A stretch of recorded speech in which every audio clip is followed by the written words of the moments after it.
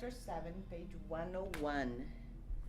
Blessed are the poor in spirit, for theirs is the kingdom of heaven. Matthew 5, item 3. So, this is part of one of the Beatitudes spoken by Jesus, right? And blessed are the poor in spirit, and obviously because of so many translation challenges, we tend to interpret wrong or poorly what the master meant with blessed are the poor in spirit. So chapter 7, Kardec analyzes it and goes deeply, and we realize that what the master was teaching us was about humbleness and humility. He was telling us that the poor in spirit are those that are humble, not humble as theology has taught us, right? Not humble as let's bow our heads and obey, not humility towards the clergy or towards someone with more money or power. Humility and humbleness, as the master taught, is about humility towards God and God's laws, right? So it's the understanding, right, that there is a supreme intelligence, something bigger than me. Therefore, I can release it. I can release it. So in this chapter,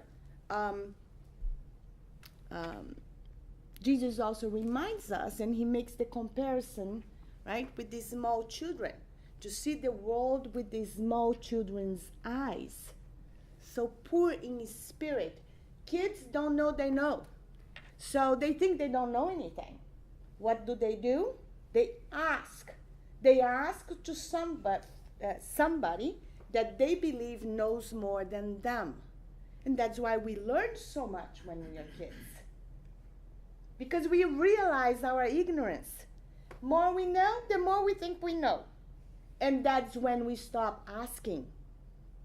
That's when we stop searching for higher truth. And that's when we get stuck in our level of understanding. So the Orientals have a similar image that Jesus used as with the small children, to see the world with the kids' eyes. The Orientals have the idea of the bowl, right? The bowl where you fill in with water, and if you keep filling in with water, it outpours. So you lose what? You're so much intellectual information that you lose your purity, your humility, your humbleness, that you might just close your eyes, meditate, and you're going to receive your answer. It's not necessarily an intellectual process, right? So the whole idea of humbleness and humility as the message of Jesus is the opposite of pride. It's the opposite of selfishness. So humility, it's knowing without seeing that God's plans and God's laws, although I can't understand at that particular moment, are bigger than my understanding, but they are more perfect. So it's the release and the surrender to this bigger and better explanation that one day we will understand. And that's why so often we go, oh, now I understand why I went through all that. Why did I worry so much, right?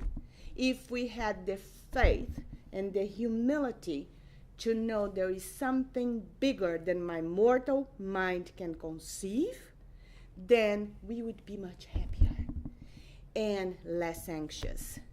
Easier said than done, right? I'm saying that for me to listen to myself and see if it enters my mind. All right, so that was the quick gospel moment, and I invite everybody to read chapter 7. It's a very nice perspective on humbleness and humility, completely different than the concept and the idea that we tend to give to these words, right? These jargons.